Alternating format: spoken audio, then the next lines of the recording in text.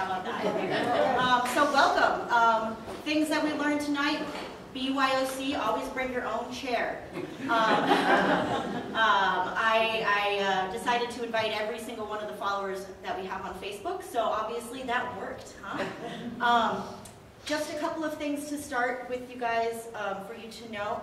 Obviously you can see there is a real need for a bigger space here at the museum.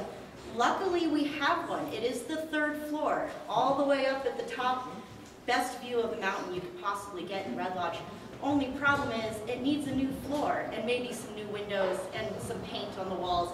So if anybody is interested in being a program sponsor, donating their time, materials, anything, we are more than happy to accept it. We also have a couple events at the museum that I want to go over with you guys real quick. This Saturday, we're going to be welcoming the Nighthawk Dancers. It's an intertribal dance group that my friend was nice enough to offer their assistance with. So that's going to be this Saturday, the 14th at 5 p.m. So it'll be an early evening for you guys. The next event that we have going on is the Camp Senia field trip and picnic. We're going to be going up to Camp Senia. This is a potluck picnic. So if you're a member, it's free. And if you're not a member, it's $10. So lots of benefits to doing that. And I think I only have 7 spaces left on that trip. So get on that. Another event that we're doing here at the museum is the Montana Cowgirl Showdown. If you're on our Facebook, you might have seen this getting plugged. This is a talent show that's going to be hosted at the Roman Theater. Thank you, Betsy. And that is for a benefit for the Carbon County Museum here. And it's a talent contest. So if you know of a cowgirl who wants to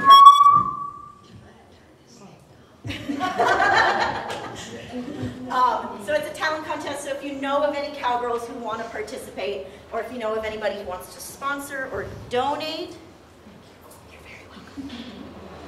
Then please feel free to contact us here at the museum. I'll send you an email with some more information on that.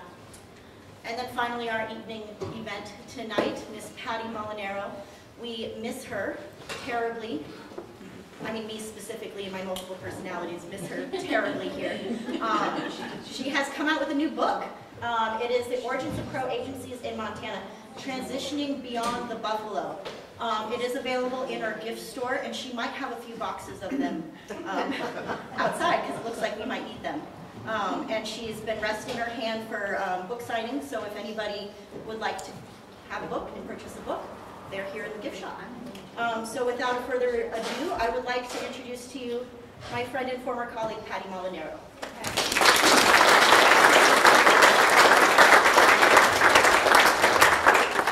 Thank you. It's an honor and a privilege to speak and tell you some events about the Crow tribe. It's been a long process for me, about a dozen years, this labor of love. So bear with me, speaking is not my strong suit. Enjoy the photos, however. So with that, we're going to jump right into it. I'd like to know how many of you are familiar with the 2 Crow agencies, one at Fort Parker by Livingston and one at the Absaroka Agency. Good deal, because my focus tonight's mainly going to be on from 1875 to 1884, that period of those 2 agencies. I'm going to discuss the Crow, how did this agency period come about? What brought these events and the events that brought the Crow here and changed their life? So we're going to jump right into it. The Crow were no strangers to the treaty process. Their first white man they encountered was 1805, Francis LaRock. They were early traders and did become familiar with ways of the whites. So the Friendship Treaty, it's remarkable that this is saved from 1825. It basically, it wasn't just with the Crow, it was with the western tribes along the Missouri River. To recognize the supremacy of the United States, and you can read through. The government would vow protection, and if their horses were stolen, they were to be returned, things like that. It was just the Crows did sign that, so that was their first treaty. We're going to jump into the Treaty of 1851. This is a map done by Father Pierre de Smet. Big Robert the Crow in the right, let's see, how's this thing work? Right corner, he was Crow representative. There's spokesman, Robert Meldum, who the Crow knew was their interpreter. He was an early trader and married a Crow woman called Cherry Tree. So, the Fort Laramie Treaty of 1851, it had over 10,000 participants. It's also sometimes called the Horse Creek Treaty because they had so many people they had to relocate over to Horse Creek from Fort Laramie. The treaty did not define reservations. It defined tribal boundaries. You could see the Sioux boundary, the Crow territory. The Crow got to remain in their domain that they revered. From the Wind Rivers, the Muscle Shell, down to the Milk River, over to the Great Bend of the Yellowstone River.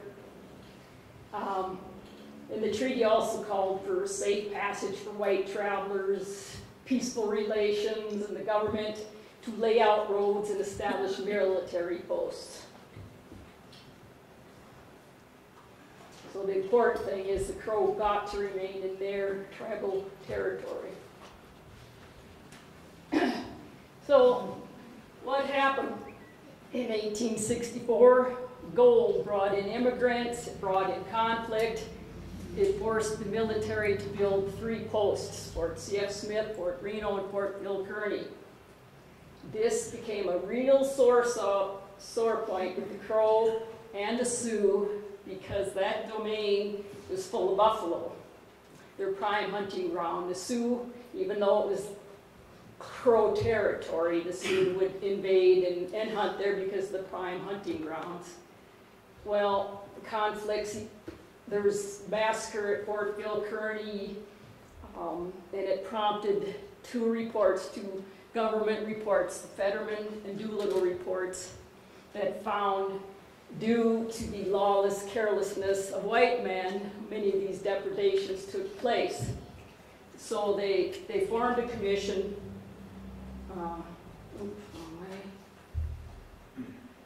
They formed a commission to try to make peace with these Western tribes. In 1867, the Peace Commission under President Andrew Johnson to establish, they found out they studied wars would be too costly, and the tribes would not impede progress. However, they did want to secure overland routes, the railroads, and key to this was to have the tribes, Western tribes, adopt an agricultural lifestyle. They thought that was key and paramount to help transitioning the Crow into the mainstream society. So the Crow did journey twice to Fort Laramie, as you can see, with family in the fall of 1867 and 1868. This photo is by Alexander Gardner. It's remarkable that they exist. Gardner was a protege of Jackson, William Henry Jackson, who took the famous Civil War photographs. He was sponsored by William Auger, who got a copy of these, so this is why these photos exist.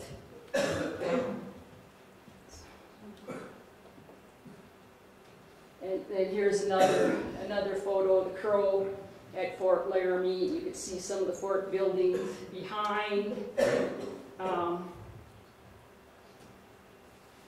Right here, this is Blackfoot, Chief Blackfoot, or sits in the middle, also called sits in the middle of the land. I believe this is Little Face, who was one of the oldest Crow Scouts that was recruited at the Absaroka Agency to go fight later in the Battle of Little Bighorn. But as I was looking at this photo, you could see this robe here. I was going to colorize it, but I didn't. But it's a box and border design, which is kind of unusual, but it's a beautiful buffalo hide robe that is incised and then painted. So it's remarkable. But at any rate, 11 Crow did sign this document that did change forever their way of life. They became reservation Indians. Their domain went from 38 million to 8 million acres. And the Treaty of 1868 also stipulated that an agency be built for them. And this is Fort Parker, the first Crow agency, right out of in between Livingston and Big Timber on Mission Creek. At the agency, the Crow did not live at the agency. What the agency was, they would come for annuity goods. The Treaty of 1868 also specified a certain amount of annuity goods, meaning clothing, food, would be rationed and given and distributed at the agency. Also, the agency had a blacksmith. There was a school. There was a church. They did promote education was another one of the stipulations of the Treaty 1868. The children did need to learn how they wanted them to go to school, which it didn't have very good results because obviously the tribes were nomadic. They were hunting buffalo to also subside at this period in their life. The agency was right in the foot of their foe, the Sioux, their long life enemies. So there was many depredations at the agency. And also, they were to learn to farm here. So anybody been through Livingston? What do you notice? Rocks and wind. Well, they didn't have very good success farming, needless to say. They dug irrigation ditches, they encountered frost, freezes, grasshoppers, drought, wind. So it was very unsuccessful for them at Fort Parker. There was a succession of agents at Fort Parker. Most notable was fellows DPs who did marry a Crow woman. He was very well liked. The Crow did respect him. He found early on in his tendency, it was probably 1871, 1872, that he was very melancholic about it because the miners were encroaching over up the Boulder River. They had gold mines in there prior to the Treaty of 1868. Some of them did. So they were claiming they had rights to mine up there because they were before the treaty was ratified with the Crow. So it created a lot of problems. The miners were encroaching. It was scaring game away. The Indians did not want them there. And so Pease had a big problem. I'm going to talk about him a little bit more. So, well, no. We'll go back to the annuities. This is some of the annuity goods. Robe, this was not, obviously, this is Navajo blanket, but you could see some of the woolen clothing. The women were issued woolen stockings, of all things, and the men woolen socks. How practical. Their blankets, they got blankets, shawls, cotton to make shifts and dresses. Of course, they would get beef and flour rations, sugar rations. They got such ridiculous items as beaver traps. These were not trapping people. What they really wanted, worship, were the iron kettles and knives, binoculars, things of that sort. So it was two different cultures. But these Crow women are standing at Fort Parker, and one Crow agent had the brilliant idea of issuing ration tickets they would give us, count the census to determine how many crow, how much food they needed. They get a pound of beef and a pound of flour per person. So they would need, need estimates. At this time, there was about 3,500 mountain crow and 1,200 river crow, which was a band in the Crow tribe. And he decided to issue ration tickets. So one industrious woman needed this ration bag, but he found out that didn't work because they would lose ration tickets and et cetera, et cetera. Like I said, it's just two different cultures with no understanding of one another. So, and again, the Sioux, this is a ledger art, I believe is done in about 1851. Here's a crow with the typical pompadour, which was their style. They were mortal enemies from time immemorial over a stolen horse, I believe. So they're raiding down into the Gallatin Valleys. Like I said before, if any of you been into the Gallatin Valleys, there's lots of little box canyons. And they became a problem. So the miners, you have the Sioux, you got the wind, the ground. There wasn't even any lumber to build. Why they chose that particular drainage is unbelievable. So, Yellowstone Park was going to be formed, 1872. Guess what? And also the railroad there was talk of the railroad coming through, and they didn't want the reservation in the way. So Montana legislature introduced a bill in 1872 to negotiate with the Crow tribe for a land sale.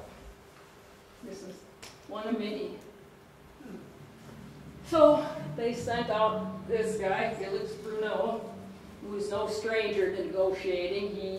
He was freshly off of negotiating with Chief Washakie and the Shoshones for much the same reason.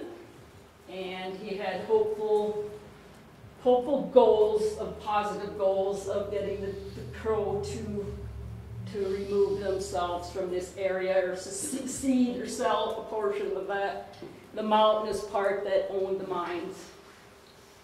Like I said, here are some of the key points. The AGC was unsuitable. The buildings were already dilapidated. It was cottonwood. They shrink. The disruption of game and the inevitable conflicts. So the Crow did negotiate. It was a long, for about a week, 4 or 5 days, they negotiated a treaty with the United States. If you have ever read The Great Divide with Earl of Dunraven, anybody read that? It is an account of a guy a rich dude from England or France that traveled into Yellowstone Park in 1873, and he encountered the Crow who they'd already ceded their government or their land, but his viewpoint was that the Crow had no choice but to sell. So it's quite a remarkable account. So the Crow were going, there we go. They were going to give the Crow what was called the Judith Basin Reserve. Some of them called it a small country. Iron Bull said, well, we could shoot from one end of it to the other. They didn't want that. They recognized that this is already Blackfoot country, and some of their other enemies already lived here. So it's like, we don't want this country. So the government recognized that they were unhappy. So to try to appease the Crow, they went to, a Crow delegation traveled to Washington, D.C. Those type of visits were meant to impress the power of the United States, the supremacy, and to intimidate the Crow peoples. So this is part of the 1873 delegation vote. It was Longhorse, Blackfoot, White Calf. White Calf was supposedly had syphilis during this, so he was not feeling good. Longhorse died shortly after he was murdered.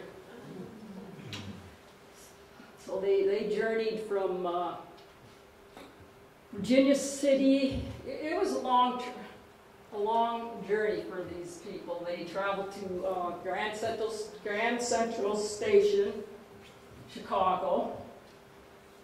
They were given a tour in Hooley's Theater.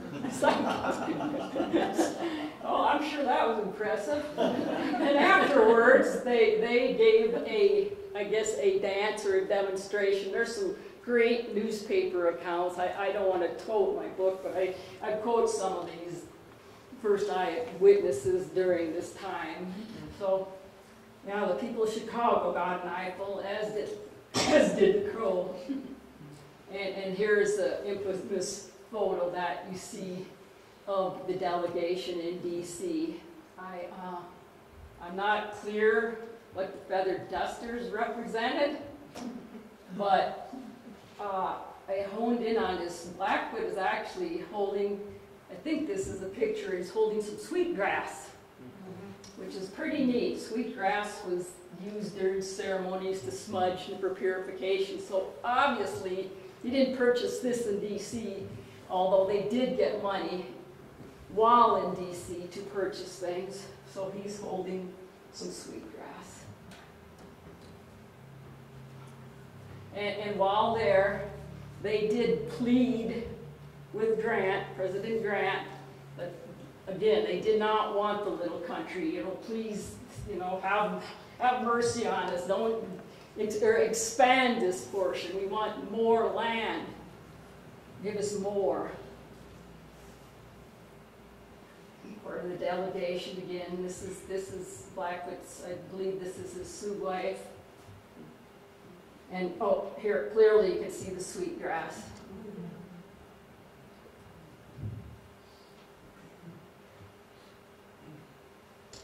Well, they were in D.C.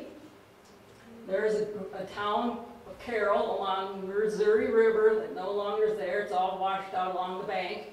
It tried to take over Fort Benton. You all know Fort Benton as a big trading center. This was downstream from Fort Benton, so travel was cheaper. Travel and freighting rates were cheaper because it was less freight involved.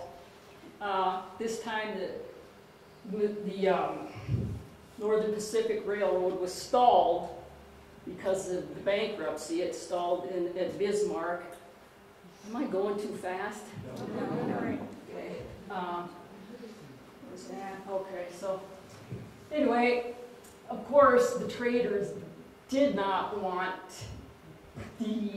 this was right in the heart of the new proposed Crow reservation.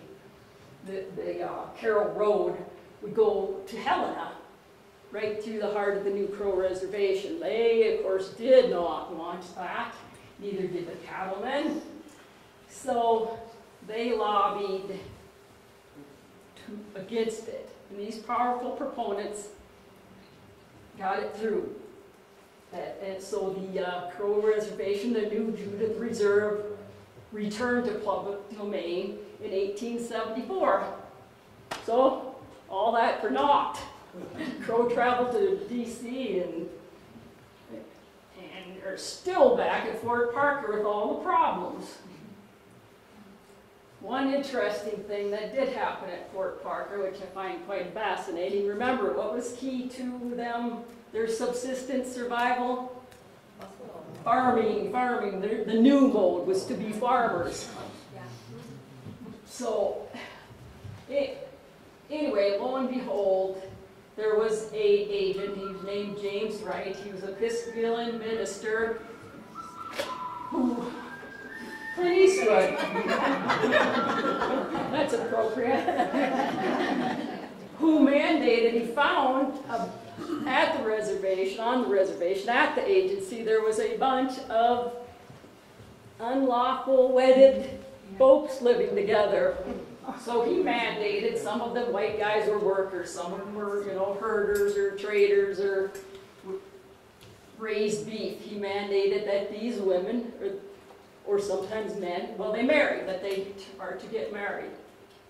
So there was a rash of marriages in 1873 at Fort Parker. One was Tom the Forge, Barney Bravo, who you may know because he was involved as a scout at the Custer battlefield. Tom Shane, his wife strikes the gun. Mary Kent, we have a Kent descendant with us. And Tom, her husband Tom Kent. Now these families, the women took a great interest in farming, which was a surprising outcome that happened. So it was kind of a serendipity, I guess. And today, some of these are the largest families in the Crow tribe. Mm-hmm. Well, that all happened because, I'm not saying they didn't love this person, but I'll never say that. But that was one interesting thing that happened.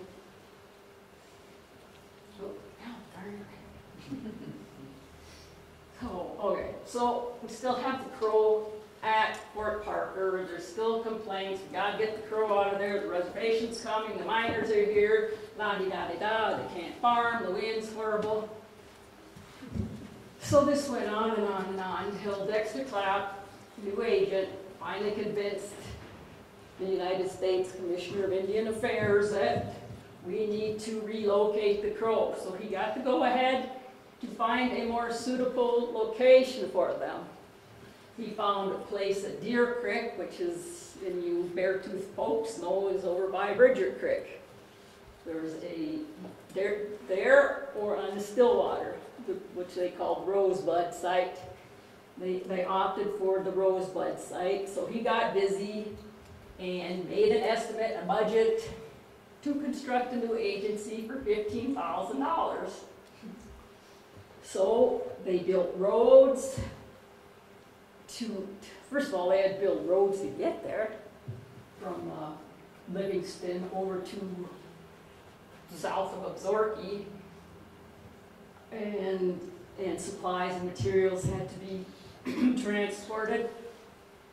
And this is kind of one of the results. This is the Second Crow Agency, or the Absaroka Agency. Remarkably and sadly, there are no to-date, no period photos of the Absaroka Agency. This actually is a painting done by Forrest Frost, is his name. He was a very famous painter. He actually lived around among the Crow and other tribes early. This, I believe, was done in 1883. And this is Butcher Creek. So this is the only period image of the Absaroka Agency so far. And it was given to one of the agency employees at that time. Well, Forrest DeBrush was the name of the artist. He's very famous. Look him up. So this is some of the rooms. This is adobe brick. No, this is the Absaroka Agency over in Crow, south of Absaroka. This is adobe bricks. This one's surface. Thank you, Norm, right there. It was quite I believe this was like 150 foot, 2 foot depth. So that's a remain of, I believe, like about 1898, if I'm not mistaken. And this is a 3D model that was done by the Museum of the Beartooth some time ago of the agency compound. You can see, they had a beautiful vista. But this is not exactly farming ground, is it, folks? John Patterson? It's winter country. So farming didn't really take off here, although some of them did begin to farm. They had right in the center here, and over here there were some farming plots. Right here, was called Dobie Town, where the natives themselves lived, some of them that were employed. But once again, guess what happened? The Sioux came and found the Crow in this area. They could come raiding down off of these hills and into the agency. Like I said, the Crow didn't live at the agency. They visited it, especially during council meetings, which there was a lot of them here at the Zorka agency. But they would raid the cattle. There was cattle herds in through here as well. So, and this is some of the headlines at the time. Mexican Joe, who now has a tributary named after him. Some more Sioux raiding. Agent Clapp got very frustrated watching the Crow trying to learn to farm when their hereditary enemies are stealing their horses. It was very demoralizing for the Crow to recognize that the United States government can't protect us. Here we are. So, I'm going to switch horses here for a bit. What got me interested in the Crow Agency, aside from the fact that I had a little bit of background with Native American studies, but I did know that James Bradley came to the Absaroka Agency to recruit Crow Scouts. That's about the only thing I could find on this entire Crow Agency at the time, about 12 years ago. This was during the campaign. The peace policy was no longer. That was dissident Indians, dissident Sioux Indians were going to be rounded up because they did not come to the reservations.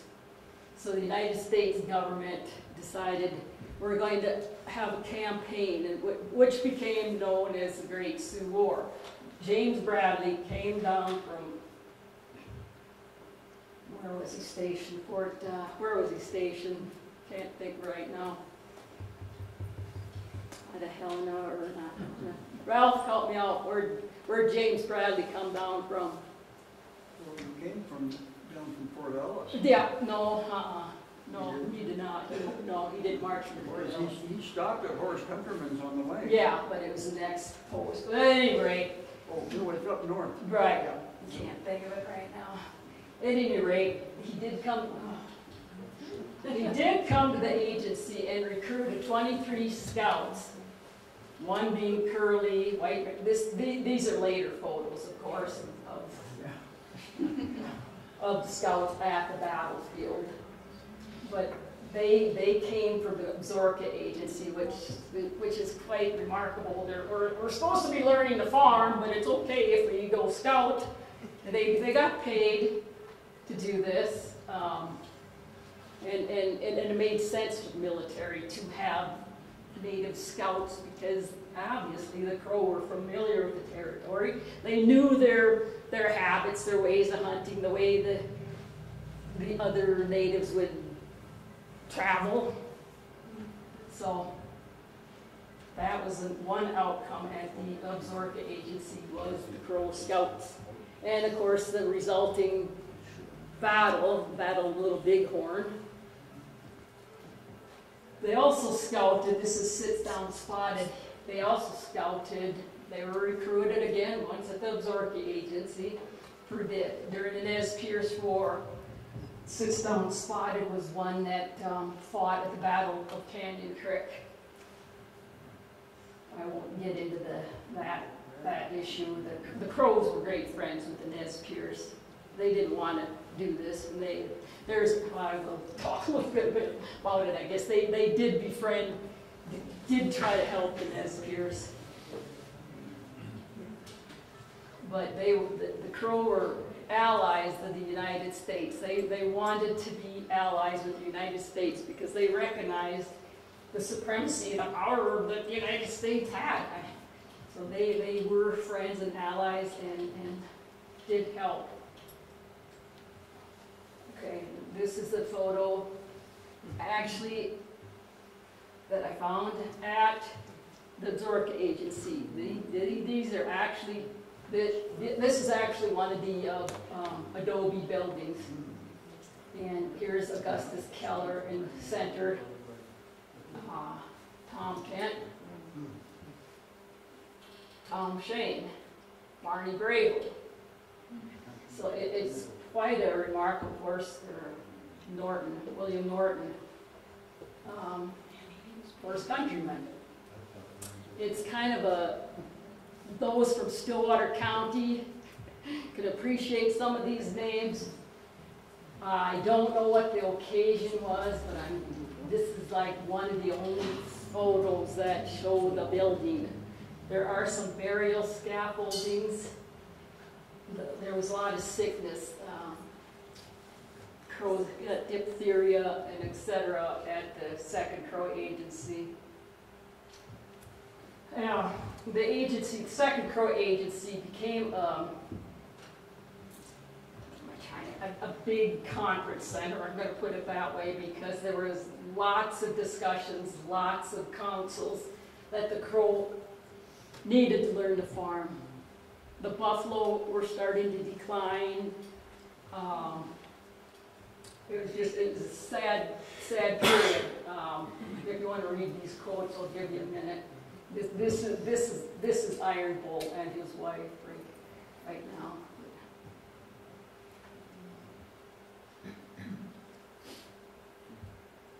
They recognized they were in a tough spot. What are they going to do? The people are going to starve, or are we going to adopt the white man's ways? What's our option? So some of them did try to farm. There's accounts of them harnessing a horse to a plow. It's kind of, it's kind of comical, but it's also tragic. So they did try. Not all of them, but they did try. They're still subsiding on buffalo, but like I said, the buffalo were disappearing. There's so much commotion going on anymore with the railroads and warfare. So it was at the Absaroka Agency that the Crow did consent to farming, that they were going to try to farm. Yeah, but once again, folks, mining issues surfaced. The mining down by Cook City, which was still part of the reservation, was becoming found. They found gold and minerals up at Cook City. There was an issue again with the railroad. So there was a pressure. There's great pressure for the Crow to cede more land. So that the Crow traveled to D.C. again for the powers to be to impress them. This is a whole new crew that went.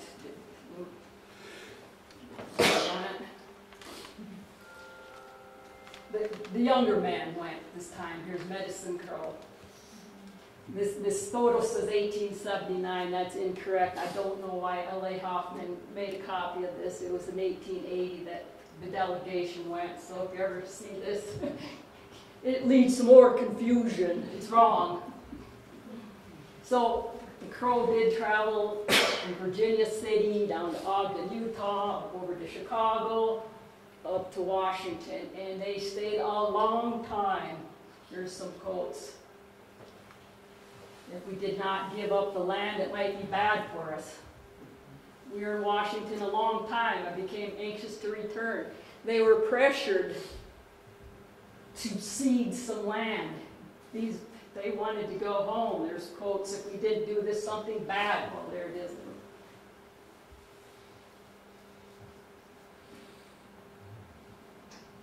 So they did agree to cede some of their land.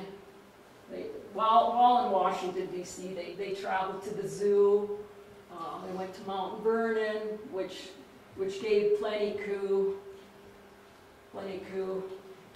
a vision for his home, now Plenty Coup's home, Plenty Coup State Park, there we go. That's where that vision came, he was in D.C. in 1880. So the Crow did cede more land. When they returned,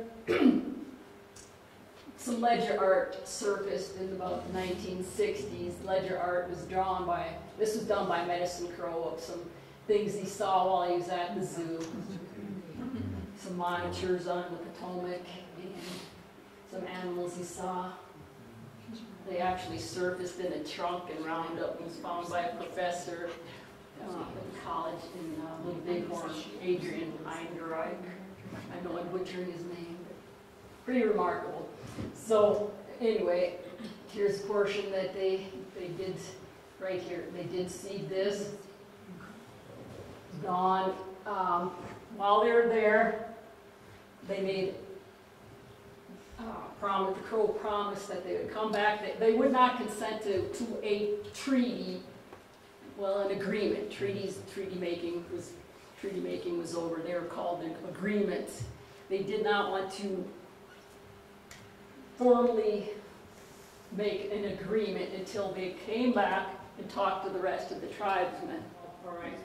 So Iron Bull in the center, he was the main spokesman during this council meeting. He was adamant that they would not, the U.S. government wanted to sell west of the Clark's Fork River as well, but he was adamant that the Crow tribe keep that. So they had to revise, it made the Commissioner of Indian Affairs kind of angry that they had to revise the agreement to reflect this was a portion sold west of the Clark's Fork River. This portion right here. And that was lobbied by the governor of Montana, who was involved in the coal mines here. I don't know about that. I think that was later. That was at 1882. Oh, was it? That's Okay. when they first got going over here. Because they got a hold, because they took that out, that chunk they took out, is how they got the coal mines. Okay. So at any rate, this is again the agency building. Medicine Crow right here. About the time of this photo, his hands, a witness said his hands were marred and scarred, not from warfare, not from fighting, but from a walking plow. His hands were calloused from a walking plow. Isn't that amazing?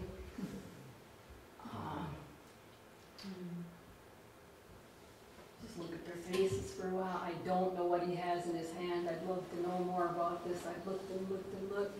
Cannot figure it out. So some more land is gone.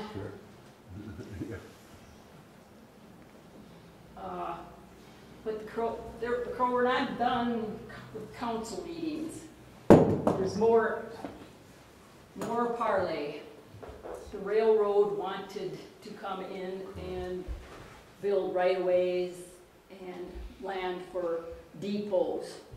They were already doing surveying illegally.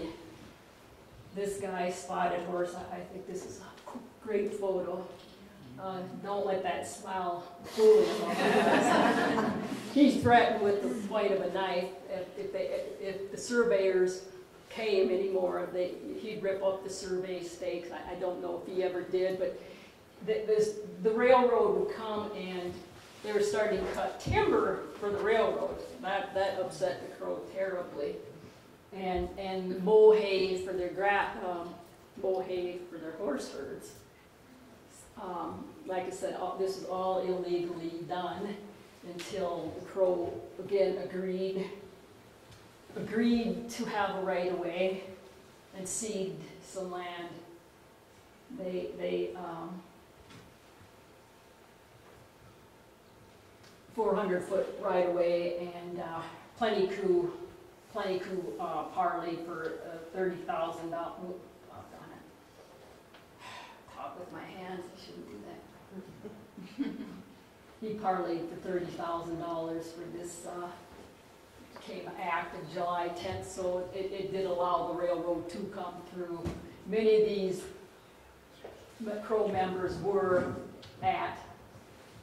participated in the, I believe there was 3 railroad councils. Many of these did participate.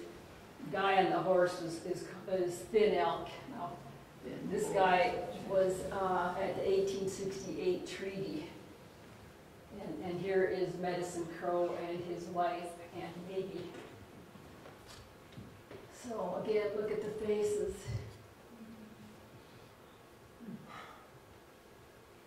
Also, during this period, education was, like I said, education was stipulated in the Treaty of 1868. Carlisle Indian School, some Crow were recruited by, I believe it was Agent Keller or Armstrong, to send some Crow to Carlisle. This is the first draft of Crow to go to Carlisle. Oh, Charlie Fisher, this little boy right here, he did die. He died at Carlisle. Some of the other Crow, Henry Russell, went on to become an interpreter. Helen Onion, I believe, was a school teacher. George Hill became an interpreter. Richard Wallace. So, you know, it was traumatic for the Crow. But at the same point, some of their great leaders came out of Carlisle and Hampton Indian schools. And I want, here's some of the names of the Crow that did come out. These are some of the records that the type of records that you do find. These were the Crow that went to Carlisle from the Absaroka Agency. The, what's his name? Can't think of his name at Carlisle. The teacher, he wanted some women to go with the first draft, but it was very difficult to get some of them to go.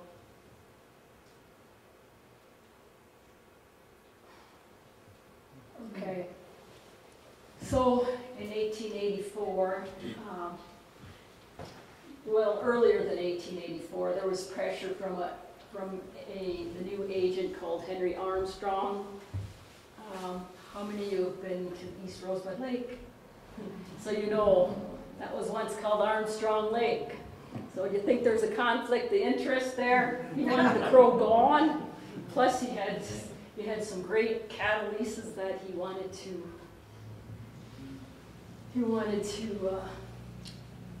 put cattle on and have his buddies there. So the Crow were relocated to the Little Horn River, which at that time was thought to be the best farming country, which probably in all practicality it is, but that wasn't I shouldn't say that. That was probably part of the motivating factor, but the other factor was the encroachments once again and same old story. So this is what remains of the Crow Agency today.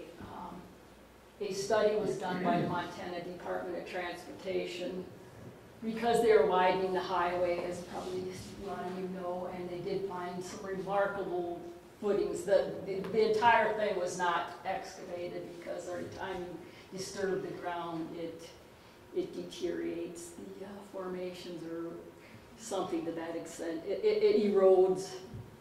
I can't find the right term. Larry would probably know, but at any rate, the Crow did not want to leave their home. Do you want to leave the Stillwater Valley? So it was very sad and tragic. Some of them did stay, had allotments and homes there over on Red Lodge Creek. And but that portion, this portion, let me go back to this thing. I can find this map. Blah, blah, blah, blah, blah. Anyway, there we go. Again, Red Lodge area was ceded. Agreement was made in 1890. It was not until 1892 that this actually was ceded. At that time, a lot of the Crow who were here did not want to go over to the third Crow Agency, stayed here, but at that time, when the land was ceded once again and the homesteaders were moving in and making it difficult to have their little allotments, they moved over to the Bighorn Valley or allotment of their choice. So that was the end of the agency period over in the Zurich agency.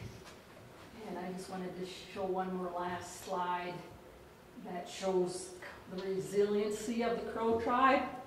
This is Joe Medicine Crow at the Museum of the Bear, who is comparing a floral pattern with one found at the Zurich agency. So the Crow are very resilient people.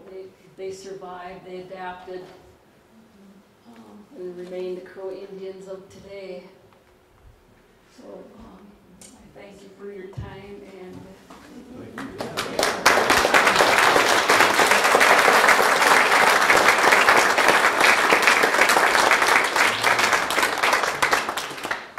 I don't know what picture to put it on. So thank you all. Where do we get a book? Bookstore. Does anybody have any questions or comments or? Patty, are there any historical markers for Fort Parker or the Absaroka Agency? Yes. Yes, Fort Parker was bought by the Historical Nature Conservancy, and there is a teepee up there with some, I don't know how much land the Conservancy bought. There's a marker up there and some interpretation. Some photos with it. And of the Zurich Agency, there is a highway sign adjacent to where the buildings were, although the agency was on both sides of the highway. Can you hear me okay? And at one time I was part of a group that was trying to get some motivation to purchase part of that property, to have an small interpretation there. That kind of went nowhere. I'm hoping maybe that will resurge with some interest in this book, and just to get a small interpretation. Where was this Carlisle school at? I've heard it mentioned before, but the location of it? Pennsylvania. All the Yeah, way to they traveled by Pennsylvania? train from home. They would have to go. They would have to have a complete physical. A lot of them were returned because of diseases and things like that. So yeah, it was quite traumatic. Hello, Nancy. Hi. At the time of the first agency, was there any notable resistance among the Crow to be there, to have their lifestyle cramped? I'm sure there was, but there was dissidents in every group, I suspect. But then there's leaders that, like Blackfoot, that kind of guided them. We don't have any option. I mean,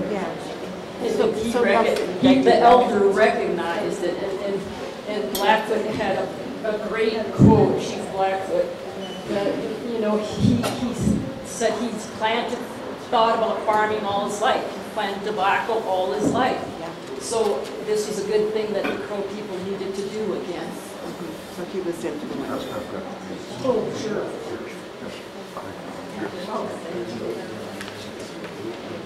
Patty, how many told us that the Crow Agency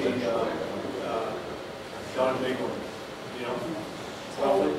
Thank you for your answer. I believe there's about 13,000. And how many did you say when they had the Parker? 4,500. Yeah. And they have 13,000. Yeah, you bet. Good to see you, Dennis.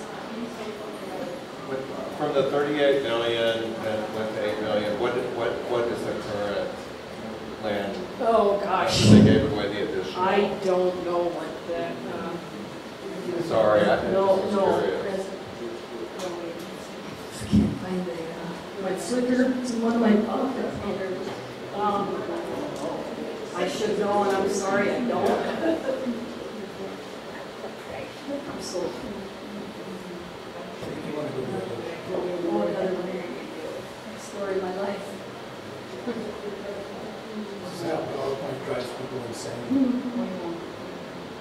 Oh, there we go. This was again reduced, so anybody know? He's looking it up. Oh, okay, Google, there you go. Google. I think it's 1 pardon me.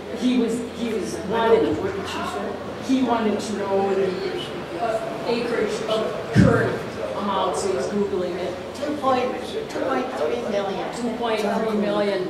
That's what they gave us. What's equivalent? It's equivalent. Yes? In the early 1800s, when the Crow met white men, can you explain how they understood each other? I mean, obviously they learned each other's language somehow, but They had interpreters. So Some of the white men that actually married into the tribe, Tom Stewart, Barney Grable, Tom LaForge, they did interpret. In fact, Tom Stewart went to DC, which was the 1880 Crow delegation. So and you're talking about the white. well, both, I mean, so they relied on the white interpreters, Right. not their own interpreters. Well, the ones that were married into the tribe, they were considered as their own. But Patty? In response to his answer, his question, is that the Native Americans always had a sign language, always. Because that's how they communicated with the other tribes that kept moving to the west. So as they communicated with sign language, it became evident that there was no sign language for certain words in the English. So then they went to interpreters. But up until then, they used sign language only.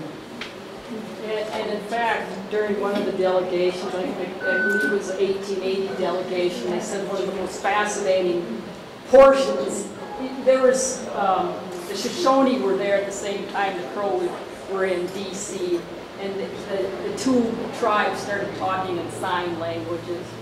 So, yeah.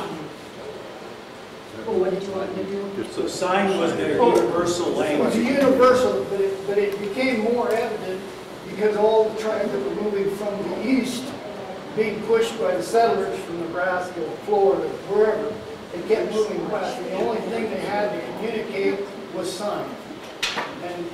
And in any language, you don't have a lot of English words for what we use. So they had to go to trappers and people who learned the language from their wives or whatever, and that's how they communicated later. Patty, what if the Indians got a substantial amount of money? What happened to it? Was it managed or? It was a commissioner of Indian Affairs had their money. Oh, Think of it this way.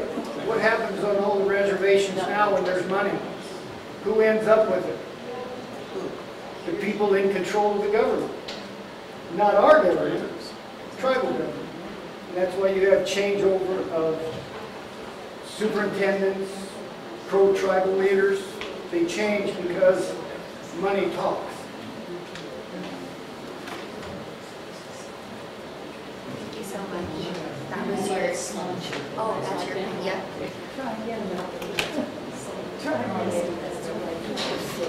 Thank you, folks. You've been very patient with me.